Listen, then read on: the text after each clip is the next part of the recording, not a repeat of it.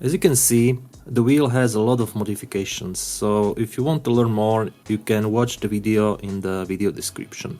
But I will be talking about the factory version from the box. The first thing you will notice when you get the wheel is that it's very light. It's all plastic, but it's very sturdy.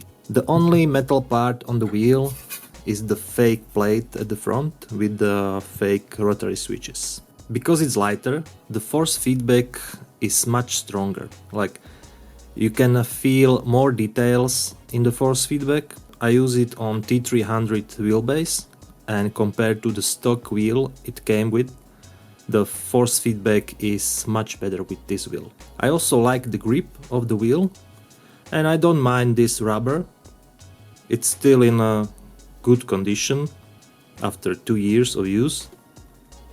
I use it with gloves and without the gloves, and I have no problem with that. The next big selling point of this wheel are the buttons. There are a lot of buttons. This is great for VR because I race mainly in VR and you need a lot of buttons to control the car. There are a few basic buttons and you have 2 rotary switches. These switches work like 2 buttons, up and down.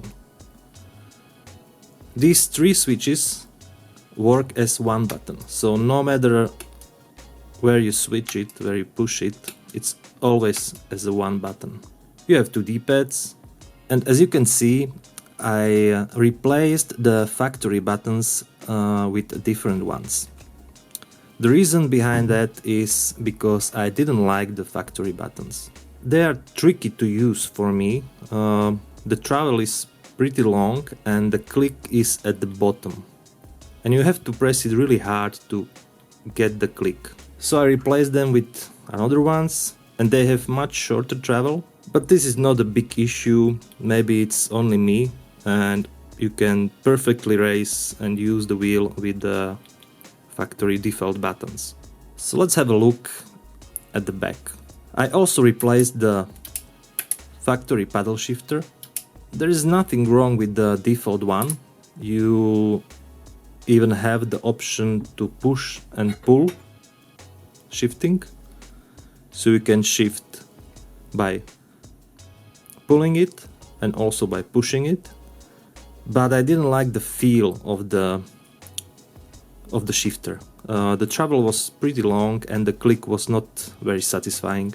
So I went with the 3D wrap magnetic shifters and they work flawlessly. I really love them.